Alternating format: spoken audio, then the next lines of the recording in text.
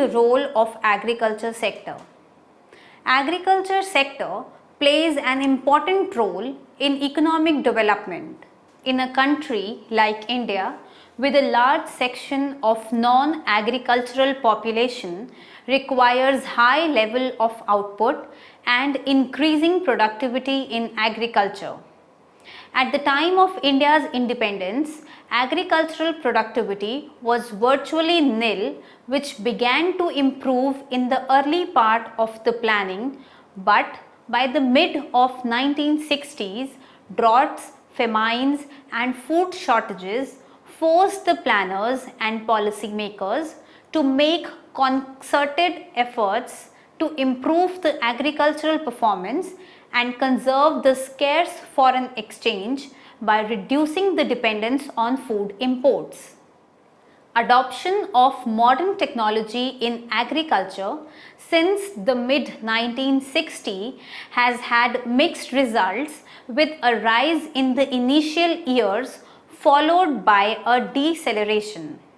The introduction of new technology in agriculture initially was limited to a few crops and regions and was neutral to scale. However, even after more than 65 years of independence, the Indian farmer is still poor, land quality is still low, and agriculture continues to depend to a large extent on rains and other natural factors. A large majority of holdings are less than 2 hectares, with the small and marginal farmers are always cash constrained.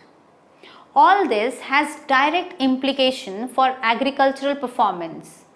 It also requires public investment in agriculture.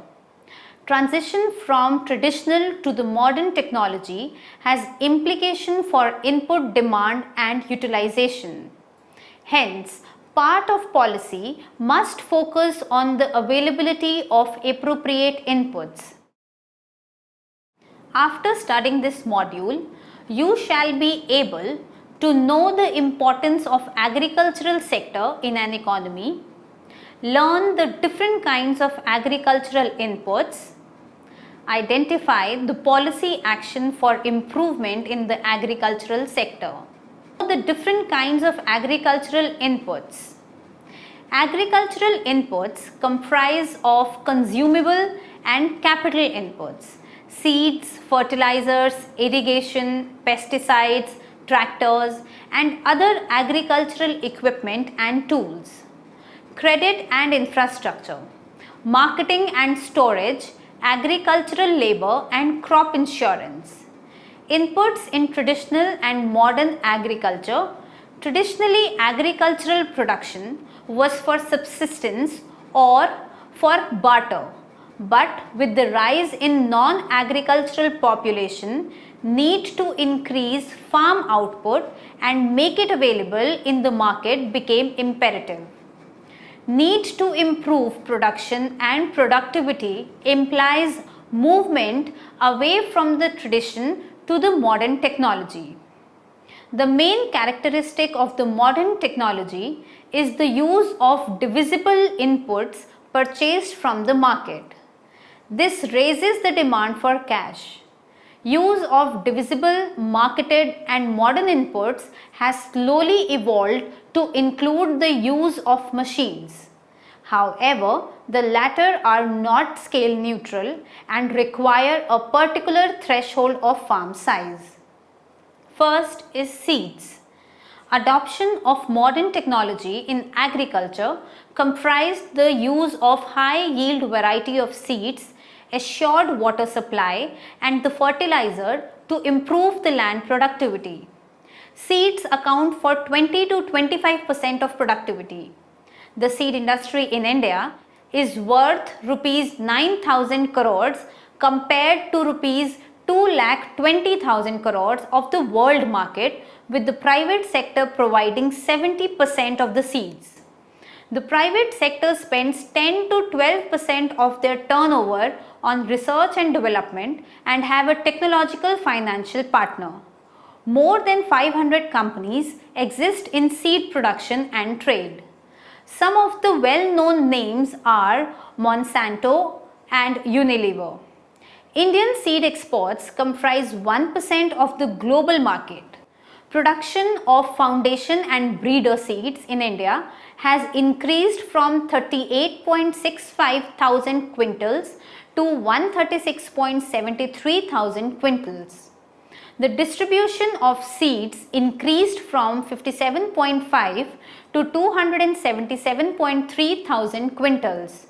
There has been a rise in the surplus of seeds available over the amount required between 2006 to 2011.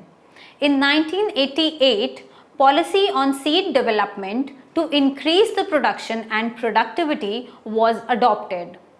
Import of seeds was to be followed by testing and indigenous development. In 2001, Act to protect plant varieties and farmers' right to develop new varieties and promote investment. India participated in OECD seed scheme for 5 seeds: grasses and legumes, cereals, cruciferous and oil and fiber seeds, maize and sorghum and vegetables. National Seeds Policy of 2002 aims at increasing the production and seed replacement rate. Seed replacement rate is the percentage of area sown out of the total area of crop planted in the season by using certified or quality seeds other than the farm saved seed. Areas for further development include the protection of different varieties of plants and seeds and seed development. Seed Bill of 2004 has been designed to curb the use of bad seeds and promote seed testing. Some of the problems in the use of seeds arises due to a mismatch between breeder to the foundation seeds and foundation to certified seed. There is a need to follow seed chain and quality norms, provide farmers with timely and easy access to better plant seeds and develop seeds, as quality of seed is important and must be available on time. What is required is greater development of improved varieties, timely deliveries, availability of skilled practitioners to encourage breeding and increased public investment and participation in seed development. Second is fertilizers. Fertilizers comprises 6 macro and 8 micronutrients. Global consumption in 2010 was worth $130 billion and volume of consumption was 163 million ton consumption. In India, in 2010, $24 billion in value and 28 million ton in volume of fertilizers were consumed. India and China form 40% of the global consumption. The world market for NPK has a combined share of 170 million tons. There is a global excess supply. Total production of NPK in India increased from 127 to 288 million tons between 1991 and 2010. India is the second largest producer of nitrogen and third largest of phosphate fertilizers. Potash is fully imported. Consumption increased from 77 to 144 kilo per hectare. However, efficiency in the use of nitrogen has declined in India at the rate of 1.7% per annum between 1970 to 2004.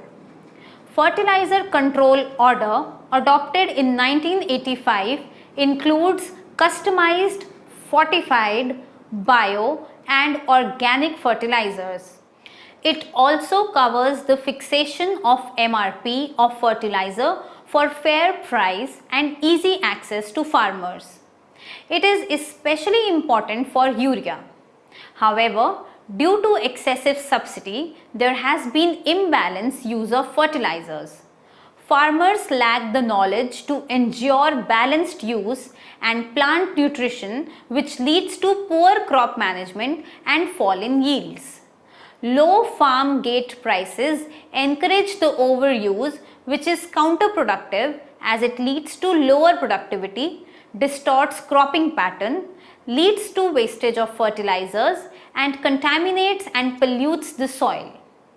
The fertilizer industry is not innovative and there is no government policy to encourage research and development. There is greater emphasis on subsidy than efficiency.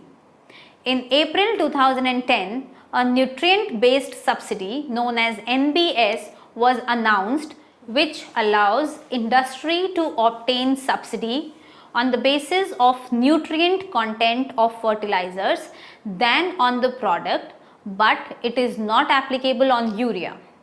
The selling price of fertilizer except urea is to be determined by the import or manufacturer. Import of all fertilizer is under OGL except urea. NBS allows the companies to compete on the basis of cost, brand, distribution network, etc. What is required is research and development incentive to develop new products, reduce the subsidy and working capital, and timely availability of micronutrient. NBS promotes competition on the basis of nutrients. Third is agrochemicals. These comprise insecticides, herbicides, fungicides, veterinary medicines and pesticides. With a rise in demand for food and a decline in the average yield, there is a pressure to protect the meager crop. In India, per hectare consumption of chemical is 381 gram compared with the world average of 500 grams. There are 9 major companies producing pesticides with a combined market share of 80%. Increased use of GM seeds, especially the Monsanto seeds, the use of crop protection by using pesticides is also effective if the Monsanto pest control chemicals are used. Expensive seeds which have to be purchased than used from the previous year's output induces the farmers to depend heavily on pesticides as they cannot afford a crop failure because it means no income to pay off loans and buy next year's seed and fulfill other consumption needs. Overuse of pesticides also has negative externalities in contamination of groundwater, genetic disorders and health hazards. The largest share in pest control is that of insecticides, followed by herbicides and fungicides. In 2009, the largest consumption of pesticides was for paddy 28%, followed by cotton 20% and then vegetables 14%. Some states have introduced intensive pest surveillance mechanism to control the pests. National Institute for Plant Health Management came up in 2008 for human resource development in biosecurity. Plant quarantine services are available for exporters to obtain their phytosanitary certificates. The 5 major plant quarantine centers at Amritsar, Kolkata, Mumbai, Delhi and Chennai with the ISO 9000 certification. Fourth is machines, fuels and lubricants. Mechanization of farm activities involving the use of tractors, threshers, harvesters and irrigation pumps along with the simple mechanical tools has increased. Although not part of the neutral to scale modern technology used in agriculture, mechanization has increased especially on large farms owned by big farmers. One of the reasons is the rise in the cost of labor. For land development, the traditional practice of using the plow and blade for tilling and preparing the seed beds here has been replaced by the use of tractors, mold board plows and power tillers. Seed drills and seed cum fertilizer drill are used for sowing and planting, the power weeder for weeding, blower for the plant protection, and harvesters and threshers for harvesting and threshing. The advantages of mechanization of agriculture include a rise in the productivity, crop intensity, no shortage of labor, shifting of land from fodder to grain production, increased employment and farmers' income. It also leads to a conservation in the use of seeds and fertilizers. However, increased mechanization poses some challenges and issues which also need to be addressed. The most important is the specificity of equipment to farm size and soil type. Use of machines renders cattle redundant, and safe use of equipment requires imparting training and knowledge.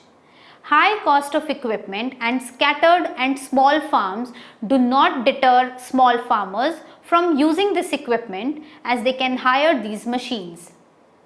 Of all the equipment used, small tractors are the fastest growing segment component to the overall growth of 4 to 5% for all tractors. India is the largest producer of tractors in the world. Other machines used include electrical and mechanical power operated tool, pump sets, sprayers, plows, drills, threshers and the combines. The government's report on agricultural implements and machinery notes that mechanization leads to a rise in productivity, saving of seeds and fertilizers, and an increase in the cropping intensity, resulting in the farmers' incomes. Fifth is water. Another important input is water. Traditional agriculture depends on rain, but due to uncertainty of monsoons, it is important for the farmers to have access to some form of irrigation facilities. Total irrigation potential in India is 140 million hectares, of which 58.4 million hectares comprises of major or medium irrigation works, and the rest are minor works, with 70% of irrigation dependent on groundwater sources. However, there exists a large gap between the actual and the potential irrigation. The biggest challenge is the overuse of irrigation water with environmental consequences, especially the waste of groundwater and increased salinity of soil. Ways have been evolved to encourage the drip and sprinkler system and the development of the micro irrigational works. Sixth is labor. Agricultural activity in a country like India is generally labor intensive. Moreover, employment opportunities outside the rural and agricultural area are limited. Most often, labor productivity is low due to the excessive dependence on land, which hides high disguised unemployment and is reflected in low wages. Low levels of income due to large dependence on agriculture and intersectoral inequalities have resulted in high incidence of rural poverty. The government has tried to address these issues by introducing various poverty alleviation programs in the rural areas in an attempt to either create assets for sustained income generation or wage employment opportunities. Of these, the most recent is the Manrega, enacted in 2005. The explicit objective is to generate at least 100 days of employment and reduce distress migration and encourage the women empowerment. However, some critics of the scheme hold Manrega responsible for the rise in the rural wages due to the lack of availability of sufficient labor for the agricultural operations. Of the rural workforce, the largest component is that of the casual labor, especially the landless. With large unemployment or limited employment potential in manufacturing, in recent times, dependence on agriculture for wage employment is still large. Hence, the index of wages of agricultural labor in rural areas is an important indicator of the well-being of the rural landless and the overall rural population. Seventh is credit.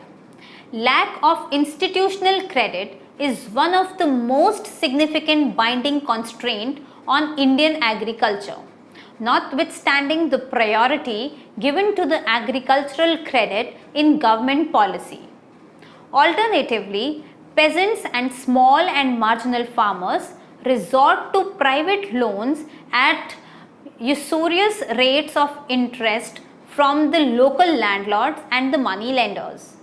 The reason for the lack of willingness on part of formal banking sector to provide loans is the low income of the farmers, inability to furnish collateral, small farm size, and the associated uncertain output and income and administrative delays. The role of cooperatives in providing bank loans has been limited because a substantial proportion of the loans disbursed are appropriated by large farmers who have a high rate of default. The share of commercial banks has increased over the period between 2000 and 2010 to almost 74%, while the share of regional rural banks has remained almost the same at around 10%, with the share of cooperative banks declining to 16% from 39%. The apex bank dealing with the agricultural credit and development is the NABARD, which provides refinance facility to the RRBs and the cooperative banks and facilitates the implementation of the self-help ground bank linkage programs. The loan waivers which are provided by the government in the event of a default are misdirected as they benefit the large farmer who initially had access to institutional credit. Schemes like the Kisan Credit Card 1991 are attempt to provide short-term loans to the farmers for crops. Eighth is crop insurance. This involves providing insurance or protection to the farmers in the event of a natural disaster or destruction of crops due to pest or disease, which either prevents the sowing or else destroys the crop standing in the field. Risk arises due to the loss of crop, lower than the expected yields and lower prices. Crop insurance helps the farmers to overcome these risks and stabilize their incomes. This way, it prevents the farmers from distress sale of land and other family assets. The origins of crop insurance in India go back to 1972 with experiments with hybrid 4 cotton. In 1979, pilot crop insurance scheme introduced in 1979 to 1984. Comprehensive crop insurance scheme was introduced in 1985, which was replaced by the National Agricultural Insurance Scheme known as NAIS in 1999 and modified NAIS thereafter. It covers all food crops and oilseeds, commercial crops and horticultural crops. A pilot scheme on seed crop insurance introduced in 1999 for better quality seeds from 2007, Weather Insurance Index was introduced, protects yield from vagaries of weather based on the average rainfall over 5 to 10 years. The government set up the Agricultural Insurance Company of India in 2002 with the aim of providing yield and weather-based crop insurance covering 500 districts and 20 million farmers. At present, weather-based crop insurance scheme is also operative to cover for the losses due to poor weather conditions. It operates on an area approach as opposed to the individual approach. A reference unit area is linked to a reference weather station, and all the farmers are eligible for insurance claims in the area if actual weather conditions deviate from the reference table. Premium rates vary with each crop and each reference area. However, crop insurance is still in its experimental stages in India. Effective implementation requires measurement of yields, sharing of information by agencies, and less reliance on the rural finance institutions.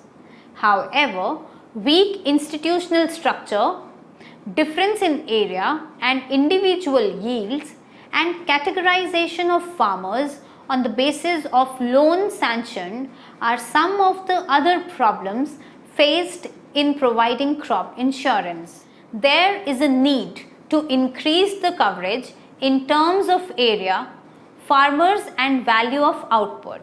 Ninth is packing and marketing or warehousing. This involves grading, packing, transport and storage of agricultural output. In India, the infrastructure is extremely ill designed to support the farmers in marketing their produce for profit. Lack of storage and transport facilities force the marginal farmers to sell at harvest prices which are low and fail to even cover their cost of production. Important agencies are the Commission for Agricultural Cost and Prices and the Food Corporation of India. There are also separate bodies or boards for cotton, tea, coffee, rubber, spices and vegetables and agricultural market committees. The policy action. Demand supply gaps. Ability to use modern inputs depend on the farm size and purchasing power, which is direct function of income or credit availability. High market prices of fertilizers and other marketed inputs necessitate the provision of subsidies, which has fiscal implications. Provision of inputs at the right time is very crucial, especially the seeds, water and fertilizers. Low purchasing power and high prices due to the high cost of production and a significant share of imports in ensuring availability creates the demand supply gap, so that coordination is essential. There is a need to create awareness among the farmers, create packages suited to the small farms, improve storage facilities, offer targeted subsidies and promote certified and standardized products and maintain strict quality control. To optimize the use of inputs in the correct proportion, soil testing is imperative. Use of organic inputs can be encouraged to reduce the negative effects of excess use of chemicals and deal with the shortage of inputs. Use of fertilizer is low because it is an expensive input and a large majority of farmers have low purchasing power. This is so because of the forced sale of crops at the time of harvest, whereby farmers have limited resources to be able to afford expensive inputs. Moreover, the fate of the crop is uncertain. Due to the lack of insurance, there is no guarantee that even the production cost may not be recovered. Government subsidy is appropriated largely by the rich farmers, which needs to be checked. It is crucial to rationalize the use of fertilizers by promoting the balanced and efficient use of fertilizers. There is a need to provide demonstrations and training programs. We must recognize that the use of all inputs is complementary to each other. For example, if irrigation facilities not available, then the use of other inputs like fertilizer is also reduced. Government must provide support services and inputs through appropriate institutions and organizations. If the latter exist, they are not effective due to the inadequate staff, insufficient funds, lack of motivation and appropriation of most benefits by large farmers, excluding the small and marginal farmers from this process.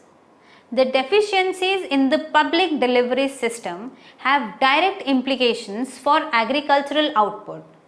Other areas which need urgent attention are the provision of credit, infrastructure including electricity, availability of inputs like fertilizers and seeds, and assistance in marketing, transportation and storage.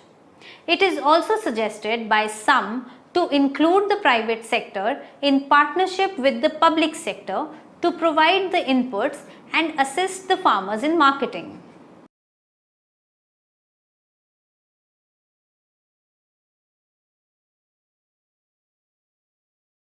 We will summarize what we have discussed in this module. First, agricultural sector plays an important role in the economic development. Second, the Indian farmer is still poor, land quality is low, and agriculture continues to depend to a large extent on rains and other natural factors. Third, different kinds of agricultural inputs include seeds, fertilizers, agrochemicals, machines, fuels and lubricants, water, labor, credit, crop insurance, packing and marketing or warehousing. Fourth, demand-supply gap needs to be minimized as provision of inputs like seeds, fertilizers is very crucial. Fifth, use of organic inputs needs to be increased to lower down the negative effects of chemical fertilizers. Sixth, government must provide support services and inputs through appropriate institutions and organizations.